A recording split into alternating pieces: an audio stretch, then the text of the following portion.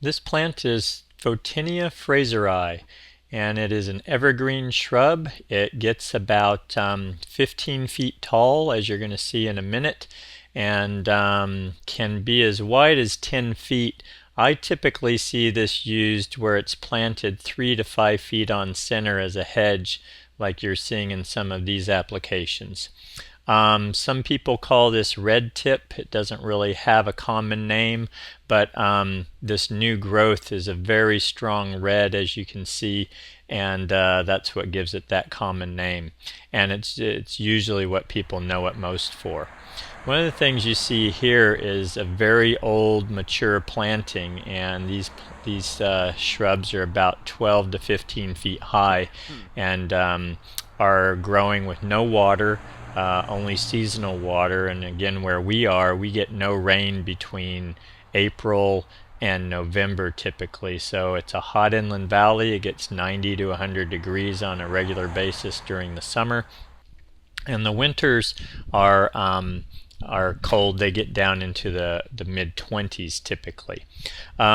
This is an application where these are also used as a standard. So they're pruned. When you buy these, they would typically be pruned up 5 to 6 feet tall. These are only about 4 to 5 feet off the ground.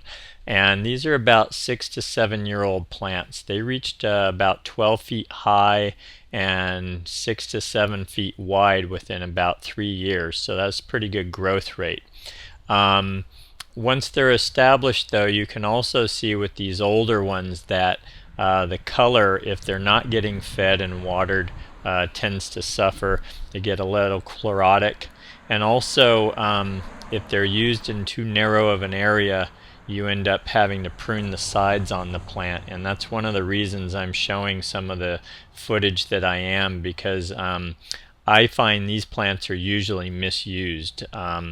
They want to be 15 feet high typically, and if somebody puts them under the canopy of another tree and they don't maintain them, they're going to grow right up into that larger tree. Also, putting them within 2 or 3 feet of a walk or some other edge forces the person who takes care of it to prune it hard, and a lot of times you get this wood like you're seeing here that shows and just looks bad all the time. So these don't really take shearing very well because they have a larger leaf that gets cut in half, and you end up with this kind of woody, torn up look on the edge, which isn't attractive at all. So if you're going to use this, try and use it in more of a natural hedge that gets selectively hand pruned.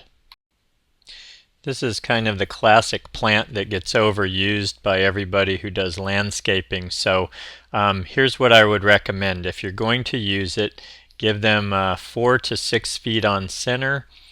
Keep their centers a good 4 feet away from any kind of edge so that you can have a full natural looking edge on the plant like you see here. It's not over pruned, although these are just growing out of their winter green. And then if you've got regular maintenance, you can certainly allow for 6 feet of growth or so and keep them there for many years. But if you're going to let them go, just count on them getting 12 to 15 feet tall. I had those like that at one of my residences, and it worked fine. It was a really nice evergreen tall hedge that I never had to touch in 5 years, and never had to water it either. So it's very low maintenance, very drought tolerant, and easy to take care of if it's put in the right place.